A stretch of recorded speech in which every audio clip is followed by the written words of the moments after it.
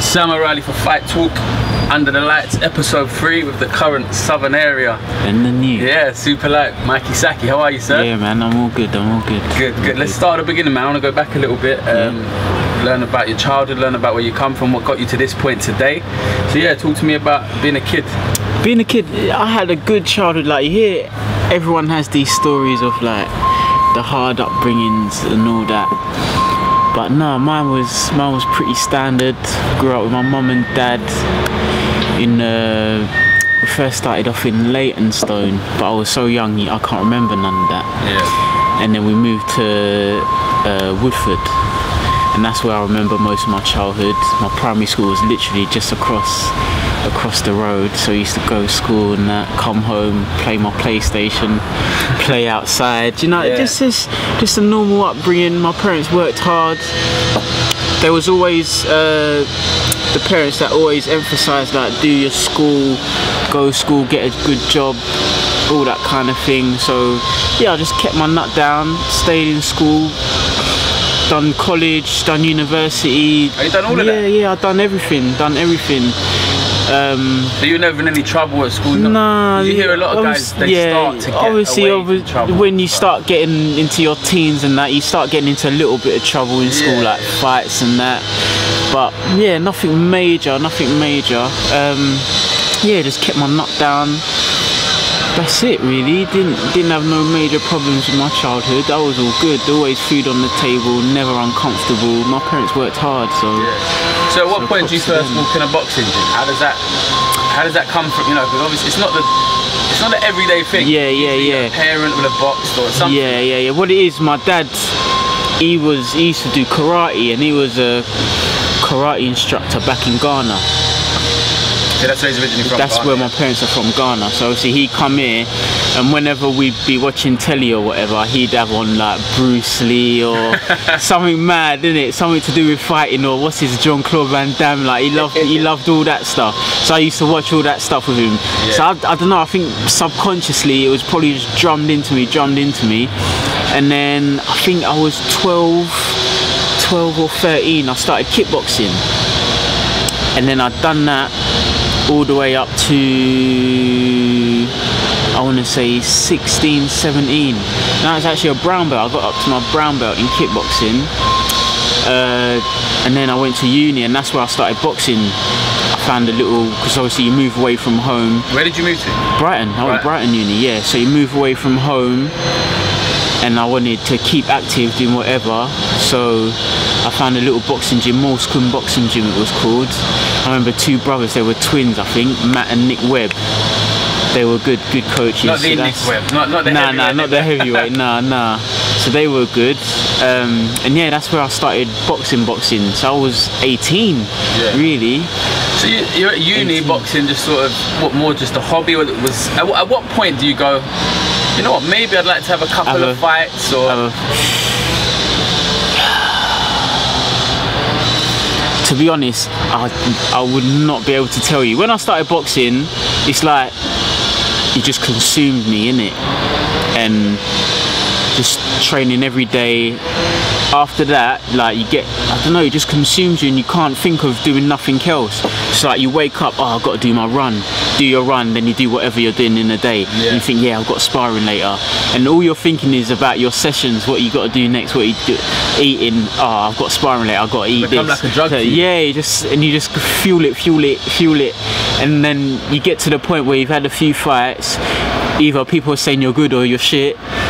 If they're saying you're good, you're thinking, oh, I can take this further, and then yeah. So I didn't have a lot. I think I had 9 amateur fights, and then when I finished uni, obviously I come back home and went to Sparta Gym, where I met Dom, Ian, obviously Boy Jones and that. And then I had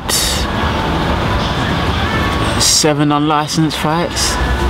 You don't see many people go unlicensed from amateur. Yeah. You know what I mean? Yeah, they go. You see the occasional pros that go pro from the white collar scene. Yeah. So I think where I was so inexperienced, finishing amateur with only 9 fights, and even then still I wasn't thinking about pro. Obviously, when you're in boxing, you watch boxing and you watch the Mayweathers, you watch the Cottos, and you're thinking, oh, I would love to be able to do that. Look at them on TV, that looks sick.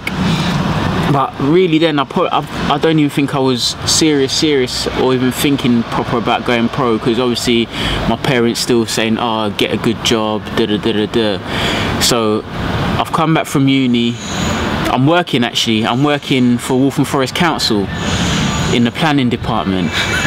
Mad. So then start the unlicensed stuff with Dominic Negus, yeah. Do that. Even then I'm still working, and then kind of get bored of that, and then I stopped for a year, just carried on working for a year, and then Dom and Ben went off. I wouldn't say went off, but they were carrying on doing their thing. At 5 Star they moved to, and then I thought, oh, like, I've kind of been left behind. Started training again, and then that's when I got in touch with Peter Sims. Yeah, obviously you turned over with Pete and Donnell Smith. Yes, and Donnell, yeah. Very good camping. Yeah, that's what I'm saying. So you sort of you decided you need somewhere new to train. You didn't. How did it come about that you find Pete and Don? Peter was on Twitter actually.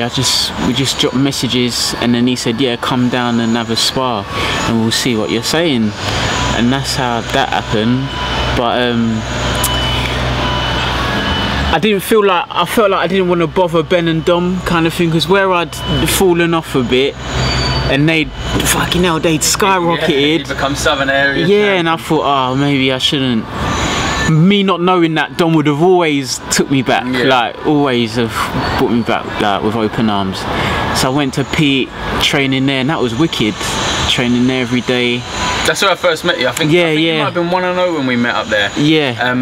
And you were enjoying it. The camp was strong. It was sick. The camp was strong. It was having fun. Craig Spider Richards, Ben Hall was in there. Everywhere. Everyone was in there. Yeah, it was sick. So I was having fun doing that. And yeah, that's where the pros really started. And even then, I was still at work for my first 2 fights, I think it was. And then after that, I thought, do you know what? If you're gonna do this. Do you know when you turned over pro? Yeah. Because obviously you turn over with Peter Sims, so who is a very well thought of manager, trainer. Yeah. Do you have any goals or aspirations at that point, or are you thinking, let's see what happens? Like, let's. Do you know what? With me, as bad as it sounds, I think I'm probably like a just take one day at a time kind of person, see what happens. Obviously, in the back of your head, you think, you know, it'll be good to win this, win that, win that.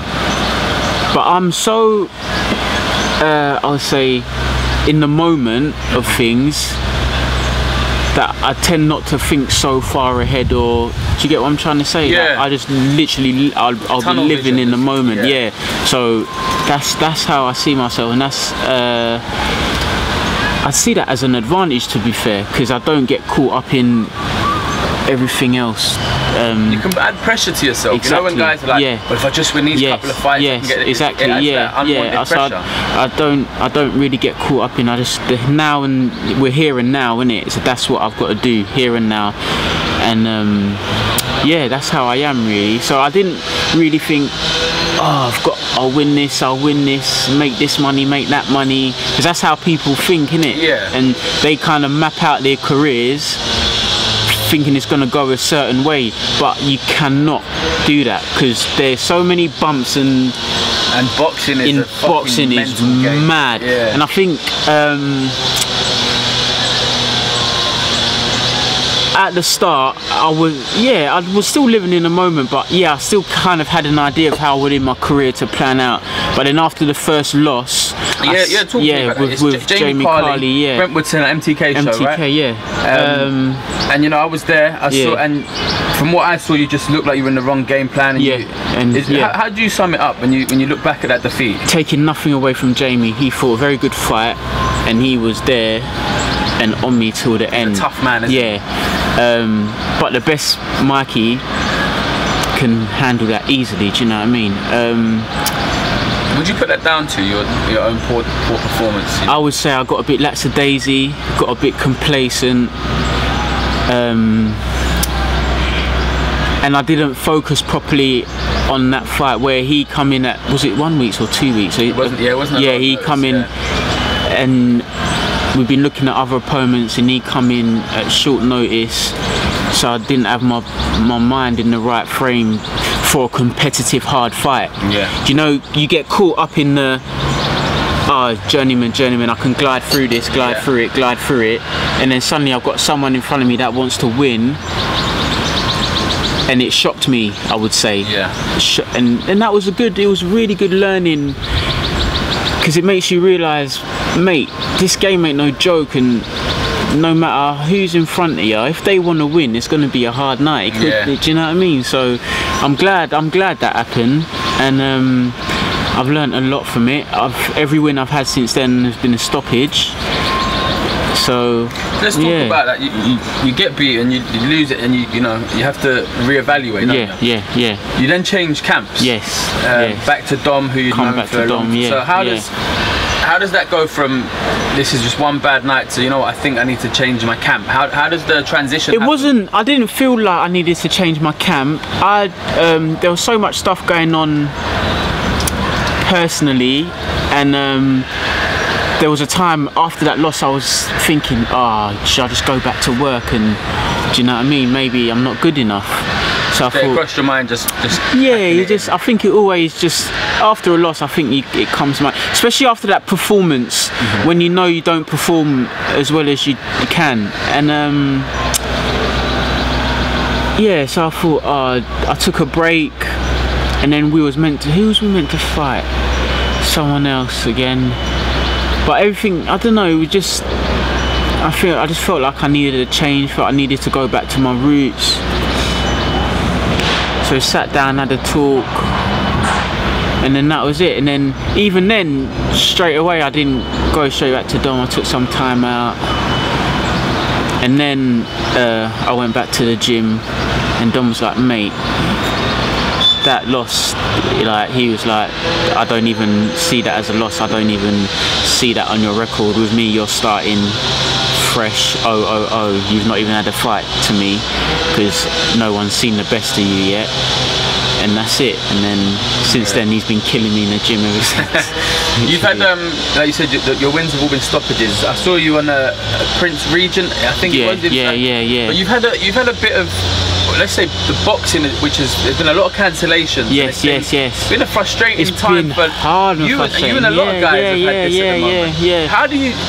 How do you not let that affect you mentally? Because you're training, like, Dom is ruining you in training. You're living the life. You get a week or two out from the fight now, which happened, what, 2 occasions? Yeah.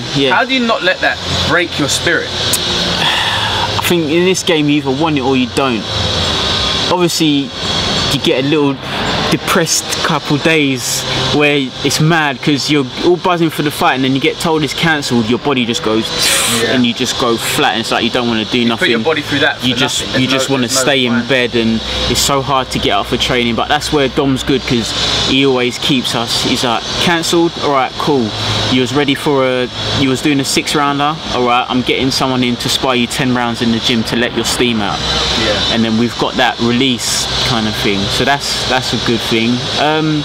And you just got to take all the bumps as they come, man. No road is perfect, you know what I mean?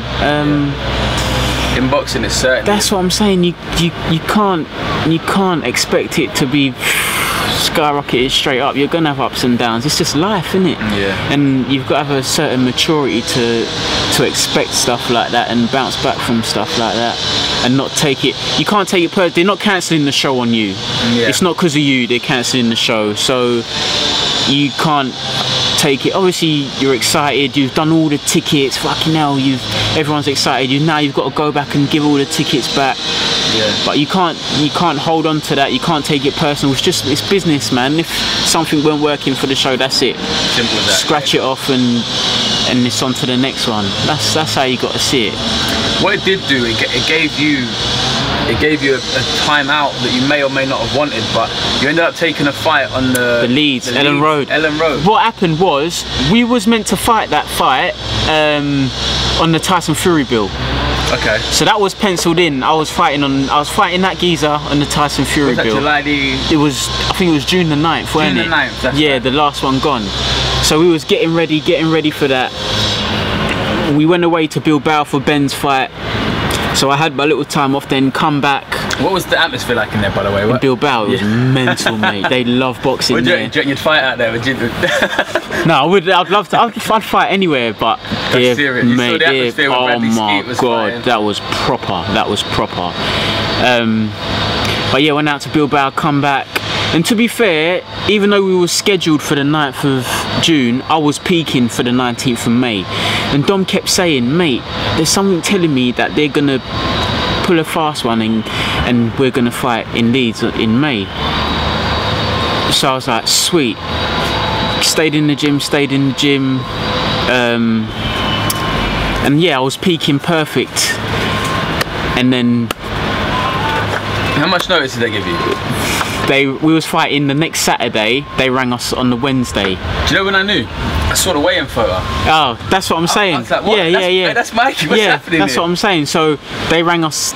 So a week and a few days, they rang us and said, "Yeah, you're on the Leeds bill." So I was like, So "All right." you're on the Selby. Selby Warrington. Card, Yeah, it's a big card. Yeah, and I was like, "Shit, yes." What about the opponent? What did you know about it? We Danny knew. Wright, We knew about him. We knew a lot about him. He was 2 times national GB champion. He's a good fighter, but we're not here to take the easy ones. Yeah. Come on, man. If you're gonna fight, you're gonna fight. You're gonna have to test yourself sooner or later. And we really fancied it. And so what happened? Yeah, we went up to Leeds, weighing all good, fighting out all good, felt good. And come fighting, he was just a better fighter. I haven't seen it was similar to the Carly fight. Okay. And I think, but it's such a I would say a mental thing. Boxing is, if you don't prepare yourself mentally and get your mind in the right state to perform how you perform best, you never will. So some people need to get like that. Some people need to be quiet. I found that I need to be happy and I need to be relaxed, and that's when I'm going to perform my best. So it's that one. That's another learning fight. I haven't lost nothing. He was 8-0. He's meant to be the next from up there. Do you know what I mean? Yeah, so I haven't lost nothing. It was a good experience. Stayed in there for the 6 rounds.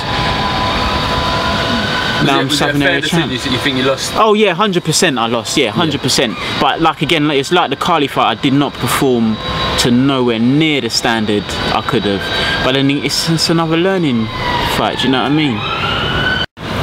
So yeah, you don't let that bother you, concern you. You're then due to fight on a Friday night in Walthamstow, right? Yeah. I remember seeing this and I was like, Jesus, Walthamstow, yeah. Yeah. So what happens is the same thing that's happened to you quite a lot recently. The fight falls off. The whole show is cancelled. The whole show's cancelled. And the fighters are moved to the undercard of this MTK show. And I was talking to the promoter. I said, "Oh, they're going on your show." He said, "Yeah." He said, "And I think Mikey's going in with Sia." Yeah.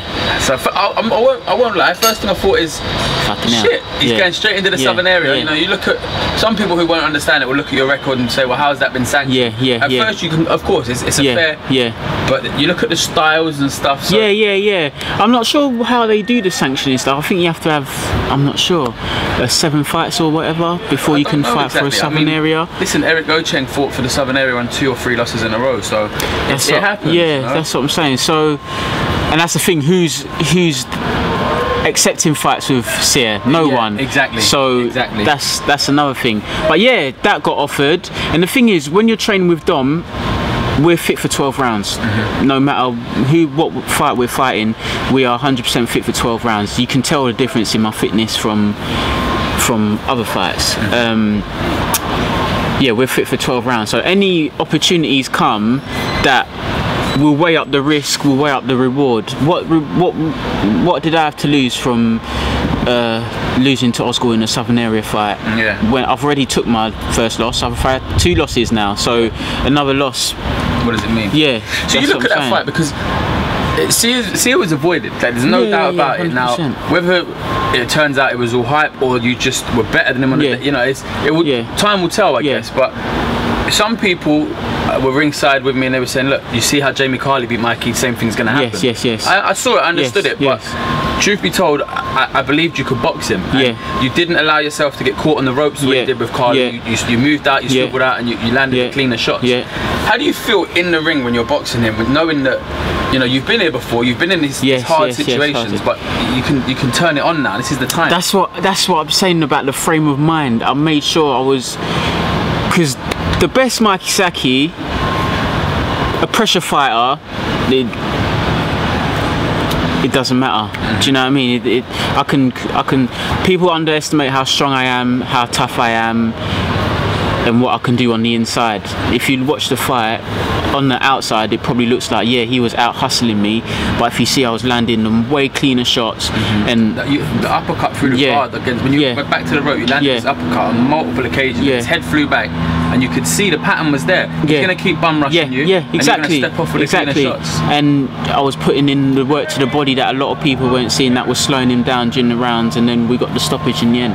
So I think my inside is underestimated, my toughness is underestimated, and that's it really. I was comfortable in there, I was really comfortable, I was enjoying it. Have you watched it back yet? Yeah, a couple times, I would have liked to have boxed a bit more, kept him at range a bit more, but at the same time saying that, he's the type of fighter, if you run from him, he's going to carry that momentum.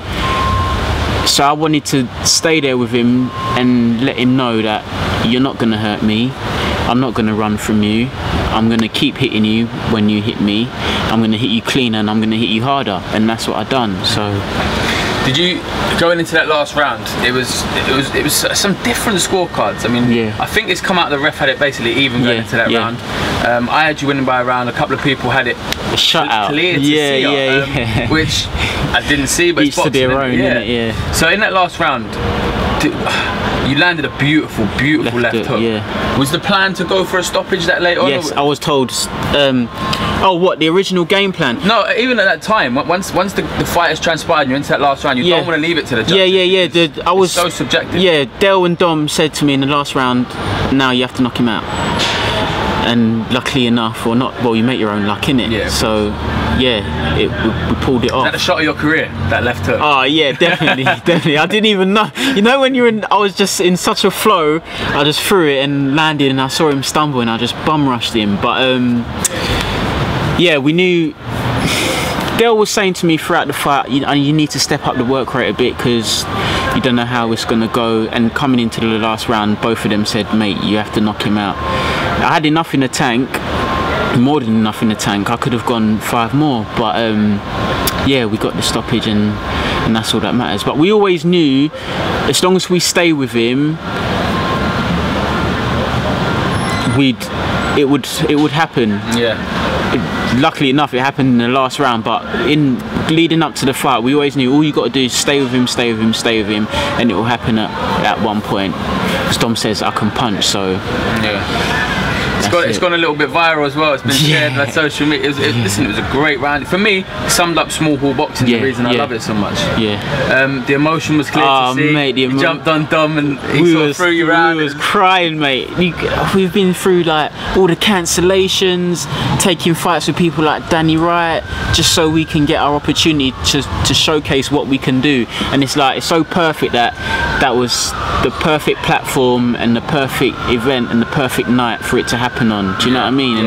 And finally it feels like everything come together, and everything we've been working for, all them early mornings at the track, on the treadmill, travelling here and there, Manchester for sparring, Birmingham, everywhere. Do you know what I mean? We've put in such hard work, and it felt like everything come together that night, and it paid off. I think that's all the emotions you saw from us. We're less than a week since. Yeah. But have you and Dom had any chat at all where you're looking at, I don't know, first of all, that was an MTK show, but you've been scheduled on Warren shows. So do you know what the situation's going to be promotionally wise, where you're likely to compete next? Not too sure, to be honest. A lot of people are talking about the rematch, so we'll have to sit down and talk about that. But we'll see what happens, man.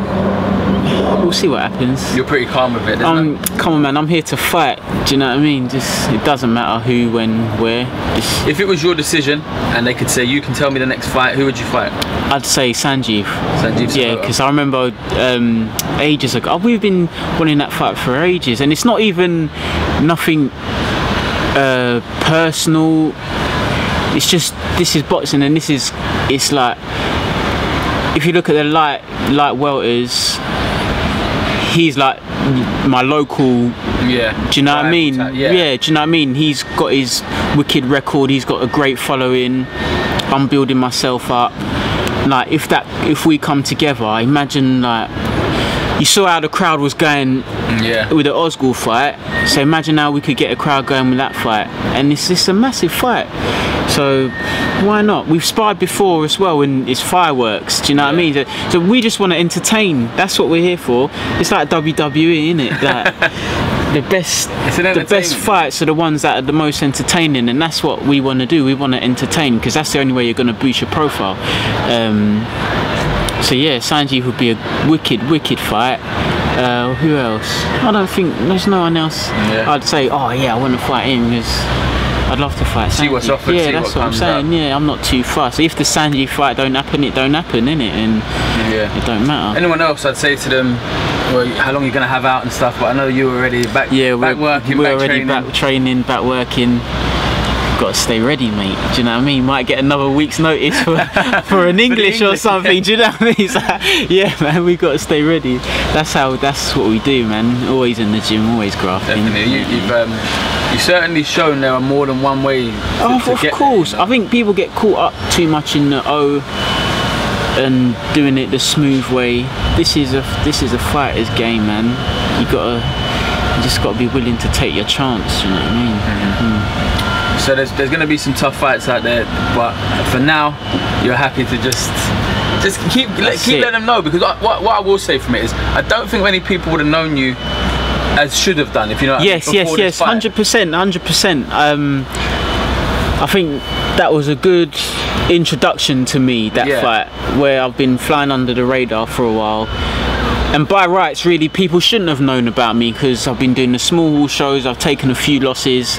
People look at your record and think, oh, like, he's just nothing special, just another fighter, do you know what I mean? But now, people are taking notice. It's a shame that it takes something like that for people to take notice and like see how good of a boxer someone is. But that's the world we live in, innit? And you just got to take it. I think not only was it a great advert for you, I think small hall boxing in general. Exactly. From that event and that fight alone would have been wicked MTK event, wicked fight. So yeah, man, onwards and upwards. Onwards and upwards. Listen, thank you very much for meeting with me today. A week after not even a week. 6 days. Yeah, 6 days. So now listen, I appreciate your time and enjoy your title, and I look forward to seeing you some more good fights, mate. Cheers, man. Nice one.